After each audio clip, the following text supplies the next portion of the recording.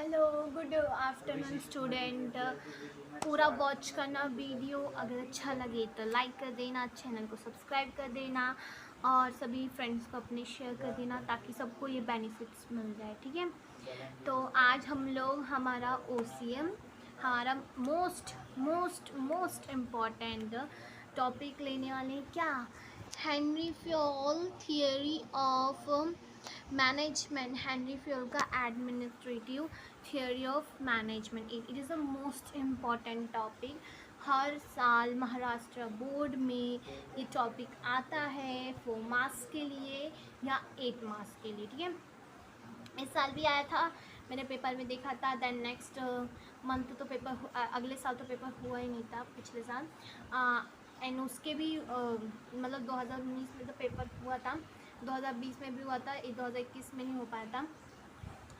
तो Henry Fayol administrative theory of management is the most important topic. Very IMP कर लो। ठीक है, मैं आपको जो बोलती हूँ कि IMP तो मेरा कुछ रहता है कि मैं बोल रही हूँ तो थोड़ा बहुत तो होगा, तो थोड़ा बहुत उसको ध्यान से सुनना। ठीक है, जब मैं बताऊँगी। हेनरी फ्योल, तो स्टार्ट करते हैं। हेनरी फ्योल 1841 टू 1925 में इनका मतलब बर्थ हुआ था 1841 में एंड डेथ हुई थी 1925 में। ठीक है, was a French mining engineer. क्या थे वो? फ्रेंच माइनिंग इंजीनियर थे। Who turn a leading a industrialized, जो लीड कर रहे थे industrialize and a successful manager थे। ठीक है, he started his a career as a mining engineer. उन्होंने अपना करियर एक माइनिंग इंजीनियर में स्टार्ट किया in an French mining company and rose to the position of a chief managing director. एक French mining company में rose हुए to position उनकी हुई चीफ मैनेजिंग डायरेक्टर की। After the conducting a many experiment and observation in organization, उन्होंने बहुत सारे observation किए, एक्सपेरिमेंट किया उनके ऑर्गेनाइजेशन में।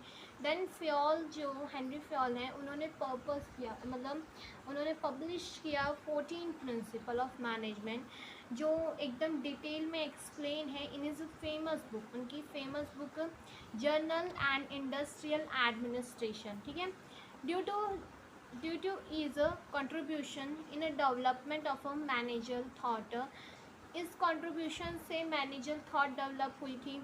ठीक है, it is a called as a father of modern management. इसी वजह से हेनरी फ्योल को फादर ऑफ मॉडर्न मैनेजमेंट।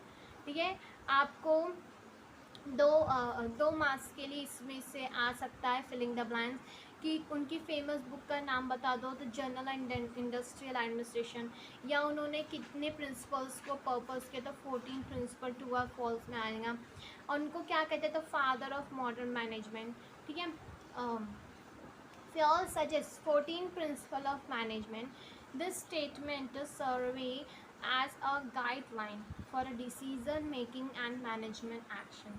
ये जो फ्योल ने जो सजेस्ट किया था 14 प्रिंसिपल ऑफ मैनेजमेंट, ये जो स्टेटमेंट है ये serve as a guideline for a decision making and management action. ठीक है, अब आते हैं 14 प्रिंसिपल।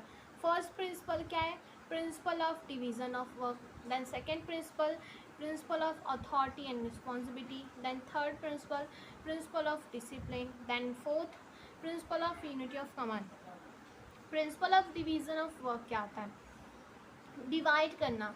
आप जैसे एक टीचर तो सारे सब्जेक्ट पढ़ा नहीं सकती, it is impossible for him, क्यों नो, मतलब उनके लिए बहुत ज़्यादा इम्पॉसिबल हो जाता है कि वो कैसे कंप्लीट करें ना। उन्हीं को सारे सब्जेक्ट पढ़ाना है, वो बोर भी हो जाएंगे, उनका दिमाग भी पक जाएगा, प्लस वो उतना कंप्लीट भी नहीं कर पाएंगे सही टाइम।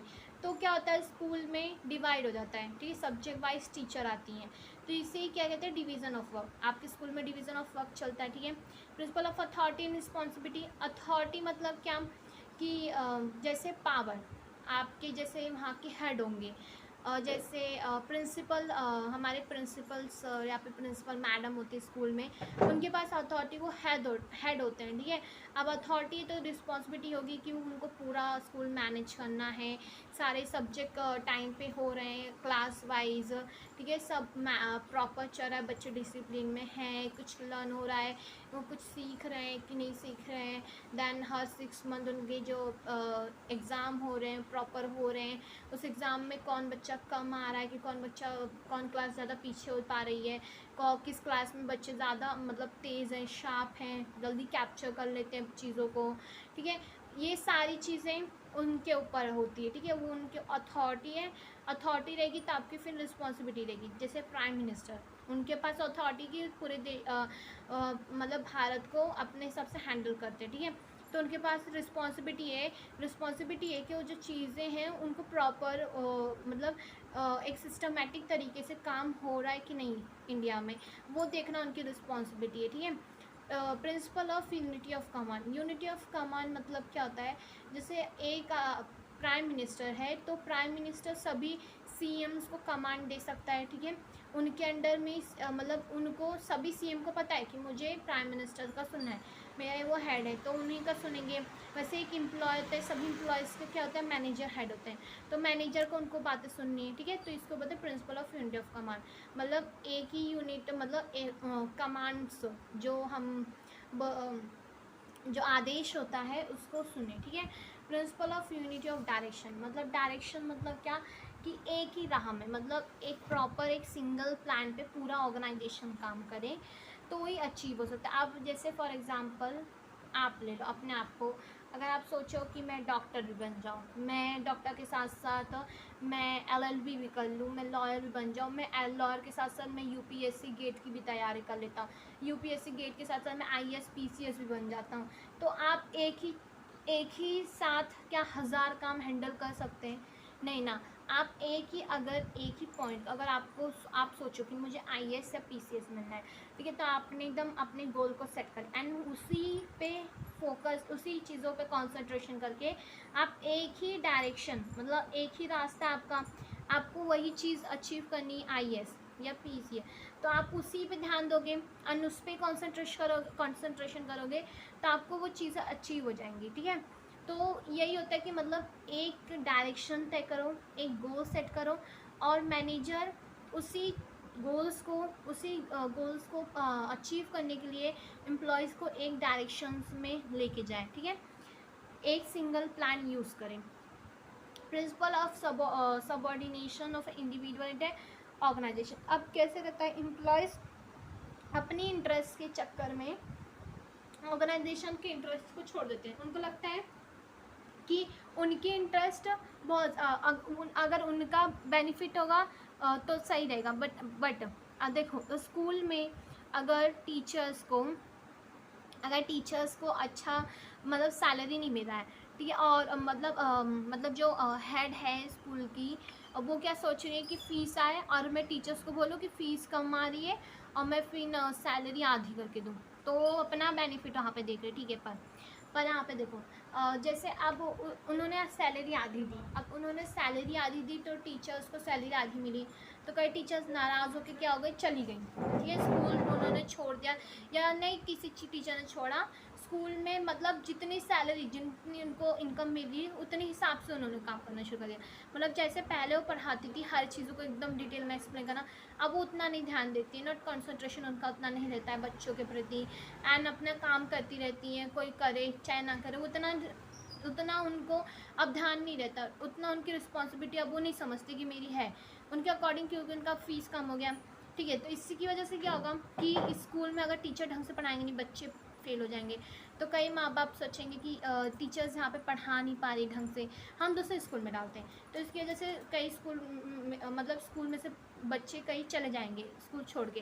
तो इससे क्या होगा, जो प्रिंसिपल है उसकी फ़ीस जो आती है बच्चों, अगर 100 बच्चे थे उसमें से अब 10 बच्चे चले गए, अब खाली 90 जन की फ़ीस आ रही है, 10 बच्चों का लॉस हो रहा है यहाँ पे, ठीक है। तो वैसे क्या हो रहा है, मतलब वो सोच रही कि मैं अपना एक इंडिविजुअल अपना मैं इंटरेस्ट देखूँगी, तो उसका हो मुझे कोई डिपेंड नहीं है, बट उनका ये गलत नज़र था। अगर वहीं वो अपने स्कूल का इंटरेस्ट, अपने टीचर्स का इंटरेस्ट देखती, ठीक है, अगर उनको अच्छे से फीस देती, उनको proper fees time to time देती, तो वो अच्छा वर्क करती।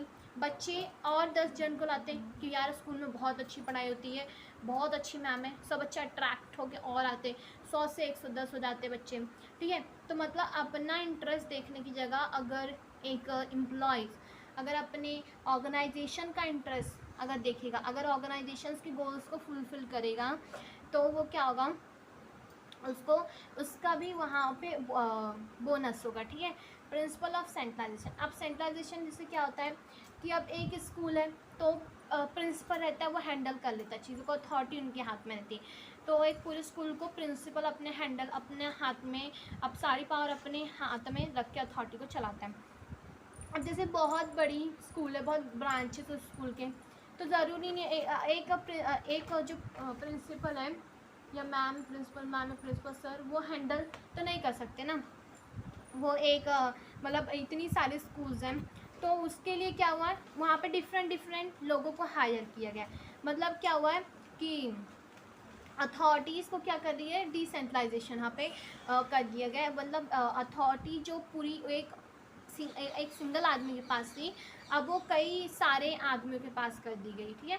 उसके बाद प्रिंसिपल ऑफ रिमोरेशन यहाँ पे मतलब क्या होता है कि प्रॉपर मतलब आपको एक प्रॉपर बेनिफिट्स मिले, ठीक है, आपको मतलब एम्प्लॉयज़ को टाइम टू टाइम बेनिफिट्स मिलना चाहिए। Principle of scalar chain. अब स्कैलर चेन मतलब एक ही मतलब चेन में चल, जैसे ABCDEFG, जैसे ऐसे एक चेन में चला देना, एक एक लाइन में ट्रेन ऐसे चलती जाती है वैसे, ठीक है। ये स्कैलर चेन मतलब स्टेप बाय स्टेप, जैसे मैनेजर है, मैनेजर को कुछ पे अब बताना है तो पहले lower level top middle level बताएगा, मिडल लेवल जाके टॉप लेवल को बताएंगे, फिर टॉप लेवल को कुछ काम होगा लोअर लेवल से तो मिडल लेवल को बताएंगे, मिडल लेवल जाके लोअर लेवल को बताएंगे, ठीक है। ऐसे आता है, इसको स्केलर चेन बोलते हैं, ठीक है। Principle of order. Principle of order मतलब क्या होता है कि हम एक ही, जैसे हम एक पर्सन को पे ऑर्डर देते हैं किसी काम के लिए कि प्रॉपर तरीके से वो करे, ठीक है, उसको ऑर्डर। प्रिंसिपल ऑफ इक्विटी मतलब सबको एक साथ लेके चलना। Principle of stability of tenure and the principle of initiative मतलब कुछ नया एंड डिफरेंट एम्प्लॉयज़ के कुछ क्रिएटिव आइडियाज़ को यूज़ करके फिर उनका यूज़ करके फिर ऑर्गेनाइजेशन में अगर वो यूज़फुल है तो उनको यूज़ करके फिर ज़्यादा से ज़्यादा प्रॉफिट कमाने की कोशिश करना। Principle of spirit the crops team work, ठीक है, टीम स्पिरिट ग्रुप कोऑर्डिनेशंस को परफेक्ट करना, ठीक है। अब आते हैं इन डिटेल, अब पढ़ते हैं। तो आपको मैंने थोड़ा शॉर्ट बताया कि क्या क्या प्रिंसिपल में क्या क्या होते हैं, ठीक है। अब मैं आपको बताती हूँ in detail. First, principle of division of work. According to this principle, the work is divided into different kinds, such as technical, financial, commercial, security, operations, accounting, and manager. It is assigned to employees as per their qualities and capabilities. It is help to improve. It is help in improve efficiency and expertise of the employees, which ultimately turn into expert productivity level. पहले line में क्या बोला, according to this principle, इस principles के according जो work होते हैं वो डिवाइड होते हैं क्या, डिफरेंट काइंड्स में। कोई एक सिंगल आदमी क्या सब काम कर सकता है, वो डॉक्टर भी है, इंजीनियर भी है, और वो मतलब डॉक्टर भी है, इंजीनियर भी है, वो देश को भी चला पा रहा है, वो घर भी चला रहा है, मतलब हर काम हैंडल एक आदमी नहीं कर सकता। तो वर्क को डिवाइड कर दिया गया, ठीक है। जैसे डॉक्टर एक पर्सन है, इंजीनियर एक अलग पर्सन हो जाएगा, ठीक है। UPSC GATE IPS PCS police कोई और हो जाएगा, ठीक है। काम को डिवाइड कर देना, इट इज़ असाइन एम्प्लॉयज़ को असाइन करना उनकी क्वालिटी के अकॉर्डिंग, उनकी कैपेबिलिटीज़ के अकॉर्डिंग, वो help, it is help in improve efficiency and expertise. ये क्या करता है, इम्प्रूव करता है इफेंसिसीज को, expertise of the employ, which ultimately turn into expert productivity level, जो अल्टीमेटली टर्न कर देता है एक्सपर्ट प्रोडक्टिविटी लेवल्स को, ओके। देन सेकेंड आता है principle of authority and responsibility. Principle of authority and responsibilities क्या बोलता है, principle of authority and responsibility. authority is a rights to take a decision. It is a necessary to get the thing done appropriately from a subordinates. Authority always comes with a responsibility.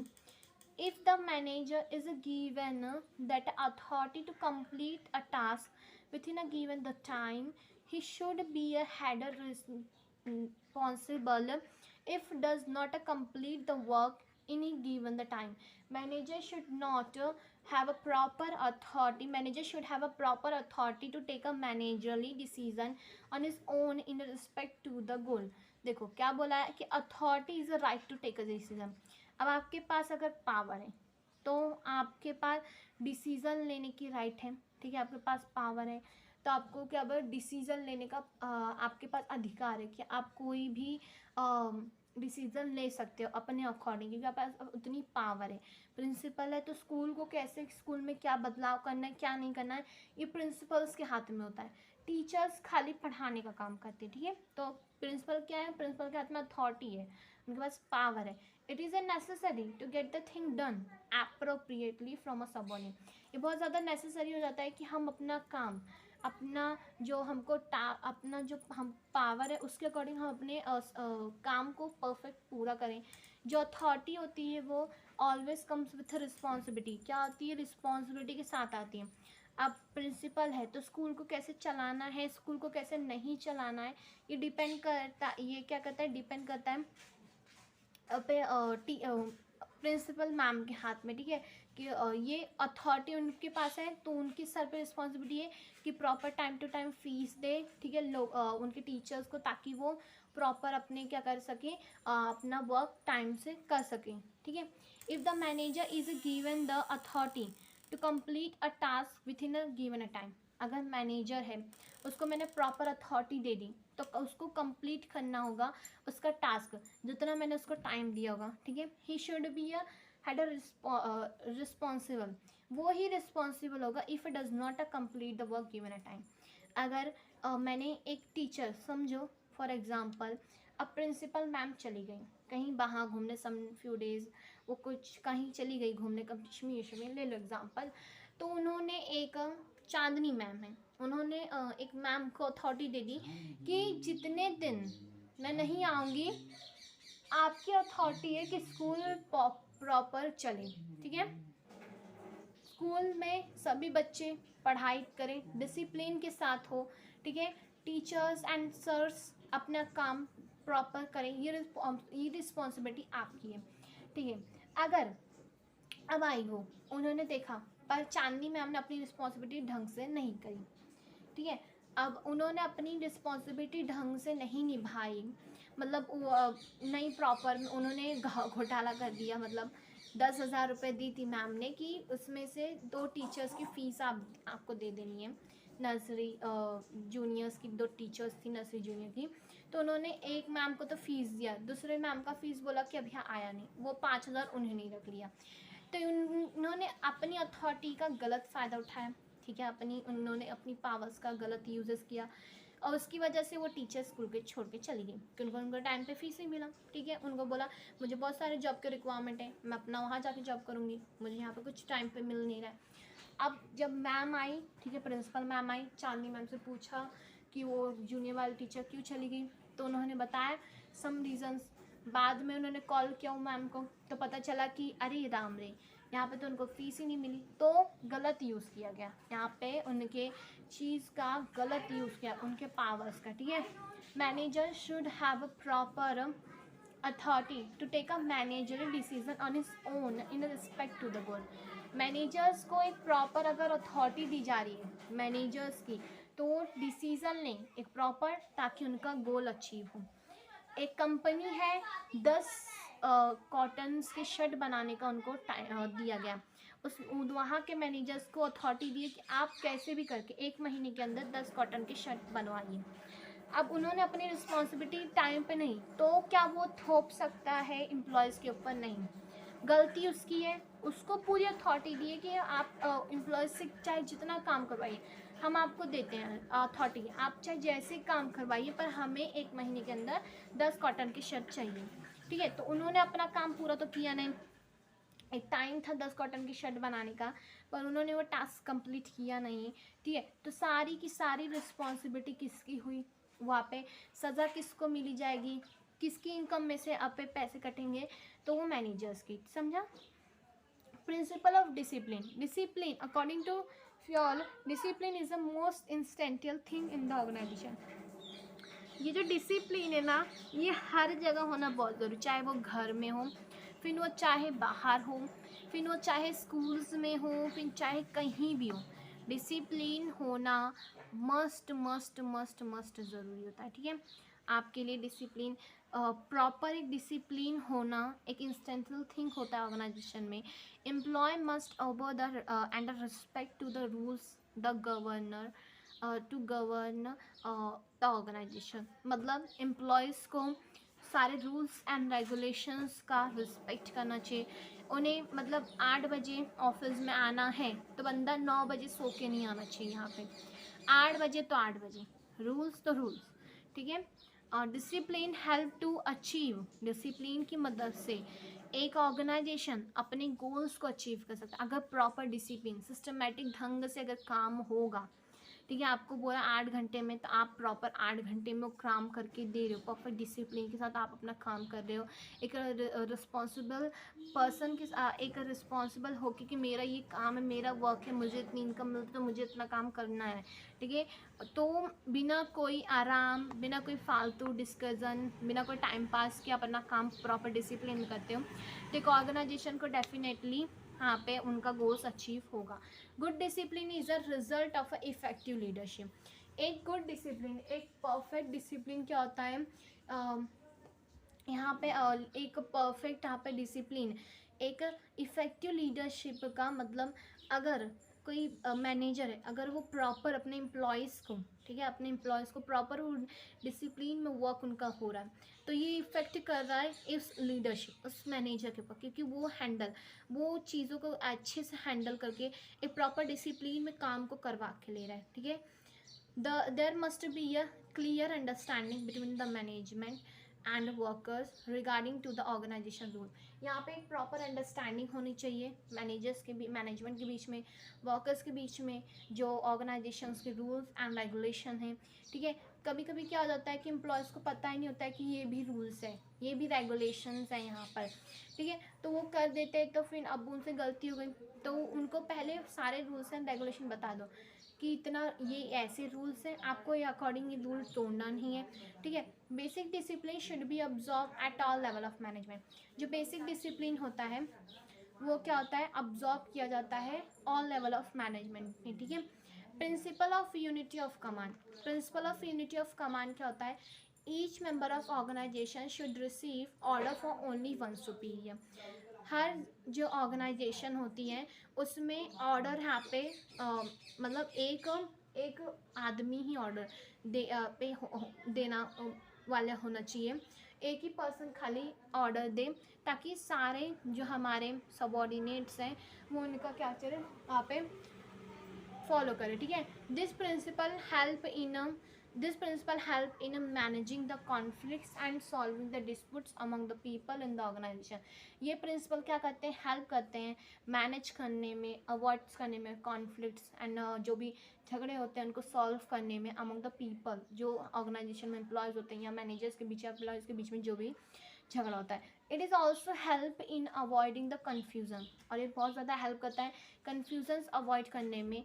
In a employ receive the command, अगर employ receive करे commands को for more than one authority, ठीक है, more than one authority से he will get a confuse, वो confuse हो जाता है and will not be able to take a decision about whose order should be followed him। मतलब वो किसका ऑर्डर फॉलो करे वो कंफ्यूज हो जाता है। अगर आप ही को, ठीक है, हिंदी वाली मैम आके बोली भाई ये भी आपको होमवर्क करना है, इंग्लिश वाले मैम आके बोली कि अभी जस्ट एक घंटे में आपको ये भी कंप्लीट करना है, यहाँ पे आके आपकी मैथ वाली मैम भी बोली कि आपको 1 घंटे में ये भी कंप्लीट करना है। मतलब आप 1 घंटे में किसका काम सबसे पहले करके दे, आप कंफ्यूज हो जाते हो, ठीक है। तो ये बहुत रॉन्ग अप्रोच है, ये सही तरीका नहीं है, ठीक है, काम करवा के लेने या परफेक्ट एक डिसिप्लिन में काम करने के लिए। For this organization hierarchy should be a well define each employee should know that immediate superior and should receive order for anyone. हर एक एम्प्लॉयज़ को पता होना चाहिए उनके सुपीरियर्स, उनका इमीडिएट सुपीरियर कौन है, ठीक है। जैसे हमारे टीचर्स हैं तो वो प्रिंसिपल की बात मानती है, हमारे एम्प्लॉयज़ मैनेजर्स की बात मानते हैं, मैनेजर डायरेक्टर की बात मानता है। तो वैसे हर जन को पता होना चाहिए कि उनका एक हेड है, उसको उन्हीं की बात माननी है, उन्हीं के ऑर्डर फॉलो करने हैं, ठीक है। तो आज के लिए इतना काफ़ी है स्टूडेंट, ज़्यादा लंबा वीडियो हो जाएगा। मैं आगे 5th से principal of unity of direction मैं ले लूँगी, ठीक है। तो अगर वीडियो अच्छा लगे तो चैनल को लाइक कर देना, सब्सक्राइब कर देना और सब कुछ शेयर कर देना। Thank you watching for video.